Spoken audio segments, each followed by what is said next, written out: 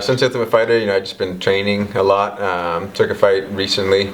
A decent performance, came out as a draw, kind of unusual, but really just been focused on training. I started coaching at Joe Lauzon School. I'm a jiu-jitsu instructor down there, and I'm coaching wrestling now for the college where I graduated from. So I'm just staying active within the sport, teaching and kind of taking over a coaching role.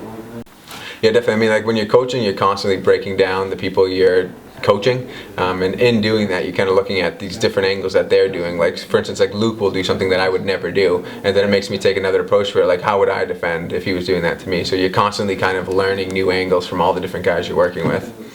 As far as how the Ultimate Fighter changed my life, day to day, honestly, not like a ton, but I get a lot of opportunities now, like getting to like train every day, things like that, like coming out here and training in England. That's not something I would have ever done. I wouldn't have probably ever left America for training if it wasn't for like opening up these just different relationships with all the guys around the world. So that type of stuff, the traveling, the training with other people, that's been awesome. The house stuff, it was cool. It gets old after a while, just living in a house with a bunch of guys. But we were lucky on this year, a lot of good guys, most of which I still keep in touch with now. So, it was tough, it was a grind being in the house, but at the end of the day, it was definitely an awesome experience.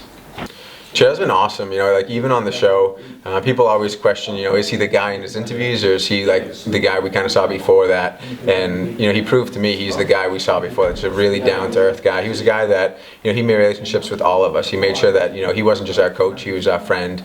And to this day, he'll randomly send a text checking in, how's everything going? And someone like Chael Sonnen doesn't need to do that, but he's a good guy and he formed relationships and he intends on keeping those relationships. So it's really good to see that he's a human just like everyone else, regardless of how famous and how much popular he is within the sport.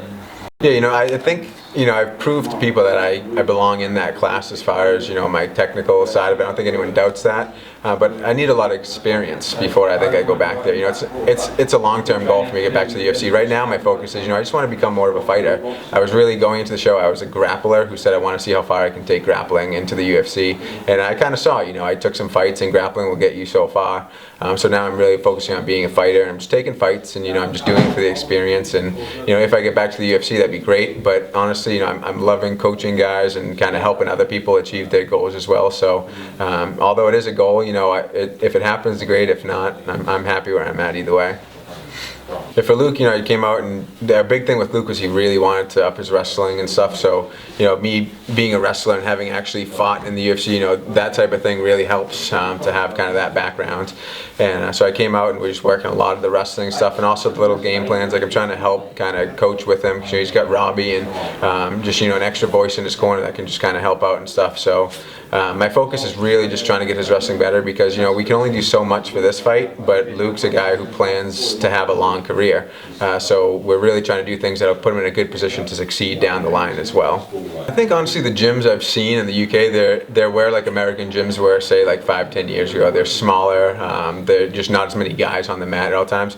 But there's that same type of hunger that we had in America 5-10 years ago, when everyone was just hungry to get better. You're constantly learning and trying to improve. And nowadays in America, if I go in and show stuff, everyone's kind of like, oh, that's cool. But it's so, everyone sees high-level training all the time, so they don't take advantage of it, and they're just kind of like, oh yeah, no, that's cool, and I'll try this other thing I learned from this other guy. Whereas in the UK, you don't see as much of that. So if I go in and I'm teaching wrestling, the guys really love it, and they really have like a desire to learn more. So it's really refreshing to see a bunch of guys that are really, really, truly hungry to get better every day.